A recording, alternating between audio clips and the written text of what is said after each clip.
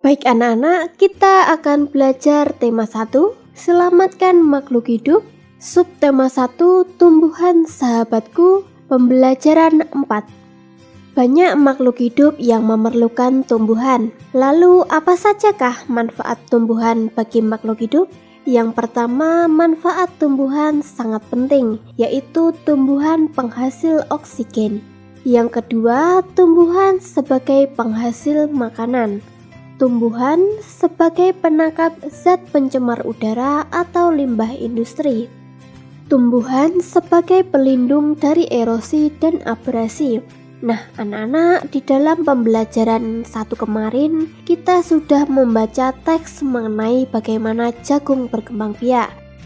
Nah, anak-anak, coba kalian ingat kembali ide pokok dan kesimpulan yang pernah kita bahas.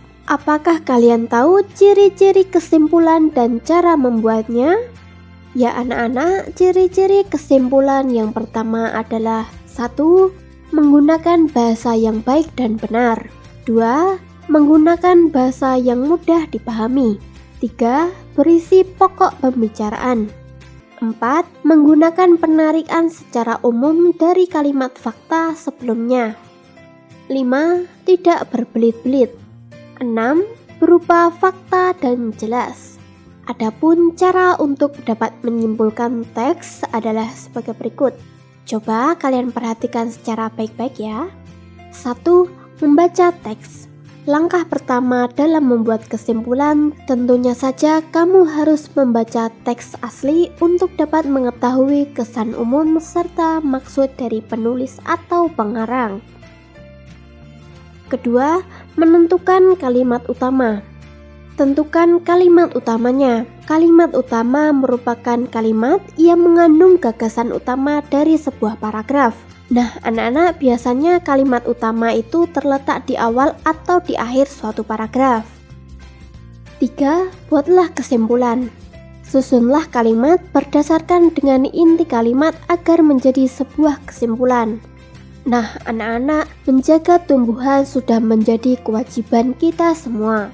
Kita harus bekerja sama dengan orang lain. Kerjasama merupakan wujud penerapan dari salah satu sila Pancasila. Apakah kalian tahu sila keberapakah itu?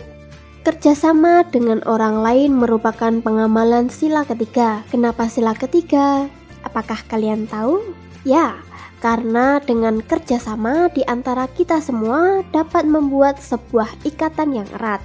Ikatan yang erat itu dapat membuat persatuan dan kesatuan bangsa semakin kokoh. Itulah mengapa kerjasama merupakan pengamalan sila ketiga. Nah, bagaimanakah anak-anak? Apakah kalian sudah paham terkait dengan materi yang diberikan?